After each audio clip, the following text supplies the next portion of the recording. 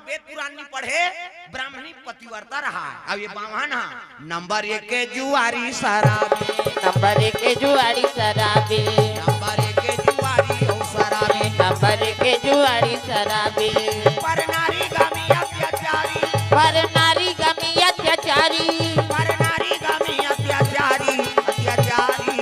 जय हो।